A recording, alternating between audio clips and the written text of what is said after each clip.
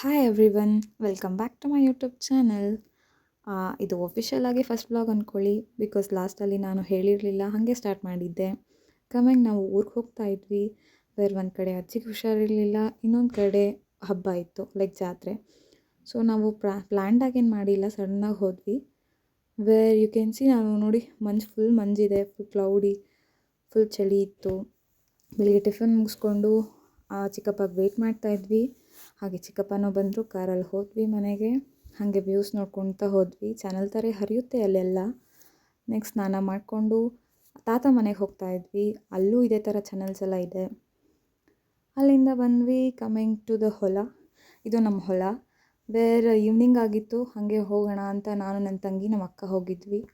So ನಮ್ಮ ಅಕ್ಕ something ಸೊಪ್ಪೆಲ್ಲ ಹಾಕಿರ್ತಾರೆ ಹೊಲದಲ್ಲಿ, ಅದನ್ನ ಪ್ಲಕ್ ಮಾಡ್ಕೊಳಕ್ಕೆ ಹೋಗಿದ್ವಿ. ಹಾಗೆ ಸನ್ಸೆಟ್ನ ನೋಡಿಕೊಂಡು ಎಂಜಾಯ್ ಮಾಡ್ತಾಯಿದ್ವಿ ನಾನು ನನ್ನ ತಂಗಿ.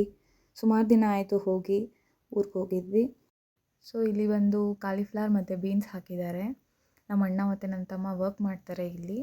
ಹಾಗೆ ಇದನ್ನೆಲ್ಲ ನೋಡಿಕೊಂಡು ನೆಕ್ಸ್ಟ್ ನಾವು ಇನ್ನೊಂದು ಊರಿಗೆ ಹೋಗಬೇಕಾಗಿತ್ತು. ನೆಕ್ಸ್ಟ್ ಸನ್ಸೆಟ್ನ ನೋಡಿಕೊಂಡು ಹೋದ್ವಿ. ಸೊ ಕಮ್ಮಿಂಗ್ ಇಲ್ಲೆಲ್ಲ ನಮ್ಮ ಕಸಿನ್ ಸಿಗ್ತಾರೆ. ಸೊ ಆಲ್ಮೋಸ್ಟ್ ಎಷ್ಟೋ ವರ್ಷ ಆದಮೇಲೆ ನಾವೆಲ್ಲ ಒಟ್ಟಿಗೆ ಸಿಕ್ಕಿರೋದು, ಒಟ್ಟಿಗೆ ಈ ಹಬ್ಬನ ಆಚರಿಸ್ತಾ ಇರೋದು. ಹಬ್ಬ ಮೀನ್ಸ್ ಜಾತ್ರೆ.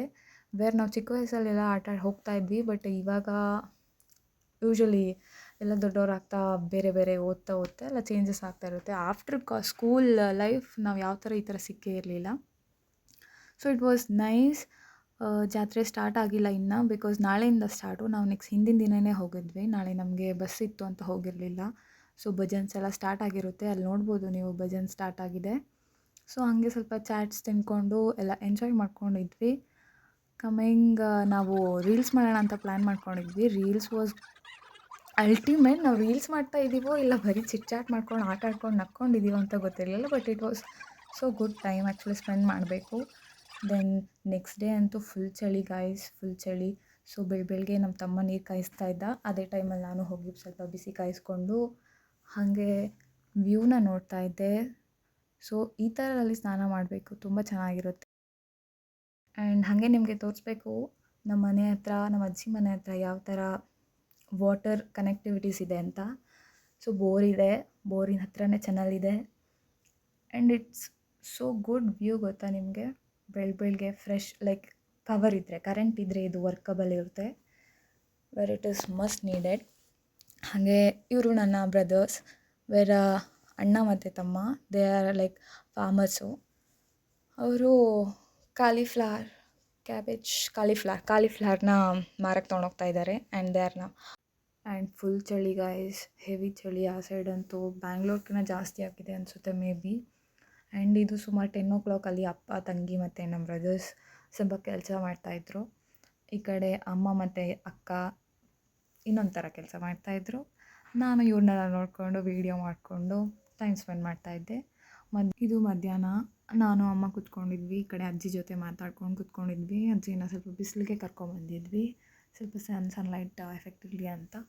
ಹಾಗೆ ವೀಡಿಯೋ ಮಾಡಿಕೊಂಡೆ. ಶೀಸ್ ತುಂಬ ವೀಕ್ ಆಗಿದ್ದಾರೆ ಗೈಸ್, ಪಾಪ. ಅವರು ಫುಲ್ ಸ್ಟ್ರಾಂಗ್ ಲೇಡಿ, ಯಾಕೆ ಹಿಂಗಾಗೋದ್ರು ಸಡನ್ನಾಗಿ. ಆ್ಯಂಡ್ ನನ್ನ ತಂಗಿ ವರ್ಕ್ ಮಾಡ್ತಾಯಿದ್ಲು.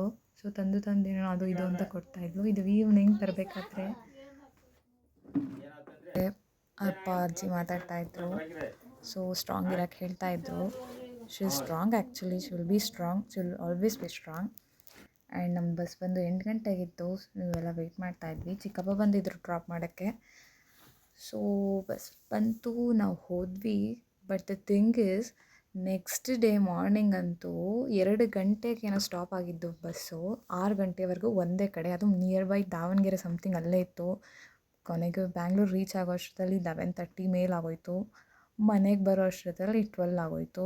ಒಂದು ಕಡೆ ಕಾಲೇಜ್ಗೆ ಒಂದು ಕಡೆ ಅಪ್ಪನ ಕೆಲಸ ಹೋಗಲಿಲ್ಲ.